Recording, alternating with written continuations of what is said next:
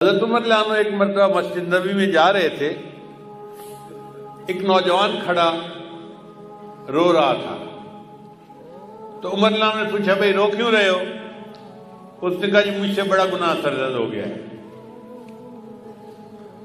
بھئی کیا گناہ سرزد ہو گیا؟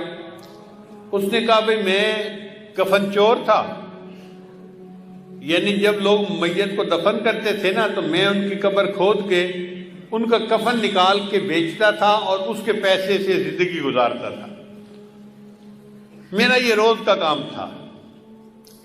ایک مرتبہ ایسا ہوا کہ انصار کی ایک جوان لڑکی کی وفات ہو گئی اور میں نے اس کے کفن کو چرا لیا۔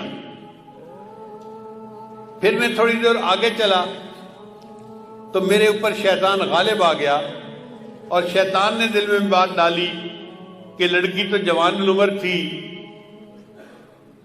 تو کیوں نہ میں اس سے اپنی خواہش ہی پوری کر لوں۔ تو میں واپس آیا، میں نے دوبارہ قبر کو کھودا، لڑکی کی میت کو نکالا اور اس کے ساتھ میں نے منہ کالا کیا۔ اب میرے دل پر ایک غم ہے کہ میں نے زندہ کی بجائے مردہ کے ساتھ گناہ کیا، تو کیا میرا گناہ معاف ہو سکتا ہے؟ حضرت عمر رضی اللہ عنہ کو یہ سن کر بہت جلال آیا کہ یہ کیسا انسان جو مردوں کے کفن چوری کرتا تھا اور پھر ایک مردہ لڑکی کے ساتھ اس سے بدکاری کی۔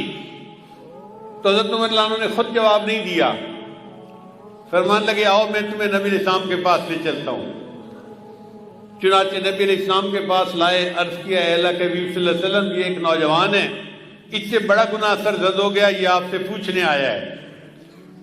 تو نبی علیہ السلام نے فرمایا بھئی کیا مسئلہ پوچھنے آئے ہو؟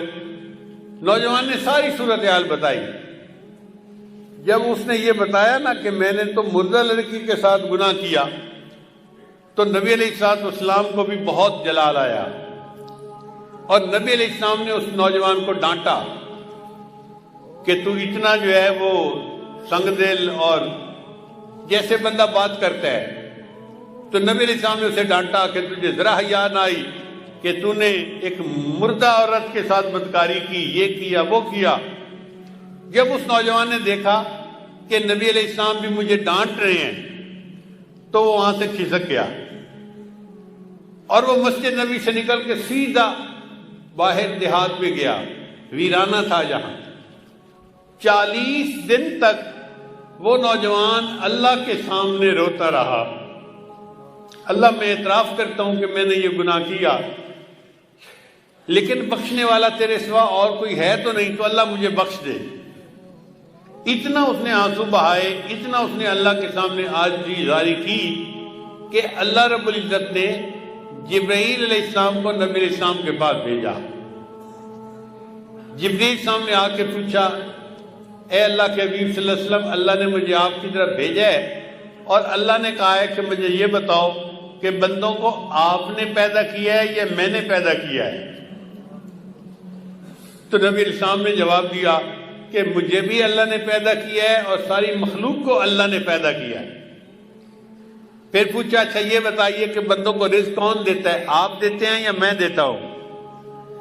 نبی علیہ السلام نے جواب دیا ساری مخلوق کو اللہ رزق دیتا ہے، مجھے بھی اللہ ہی رزق دیتا ہے۔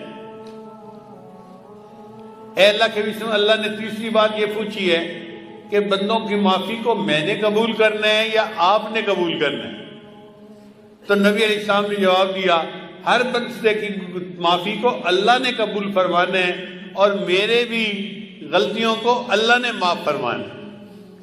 جب نبی علیہ السلام نے 3 باتوں کا جواب دیا تو جبرائیل السلام نے کہا مجھے اللہ تعالیٰ نے بھیجا ہے آپ کو یہ بتانے کے لیے کہ وہ جو نوجوان آپ کے سامنے آیا تھا اور اس نے گناہوں کی معافی کی بات کی تھی اور آپ نے ذرا ترش روئی سے جواب دے دیا، وہ بچہ یہاں سے سیدھا ویرانے میں چلا گیا۔ 40 دن ہو گئے ہیں، وہ دن رات روتا ہے، مجھ سے معافیاں مانگتا ہے اور میں پروردگار نے اس کے گناہ کو معاف کر دیا ہے۔ لہذا اس نوجوان کو آپ بلائیے اور بتا دیجئے کہ اللہ نے تمہارے گناہ کو معاف کر دیا۔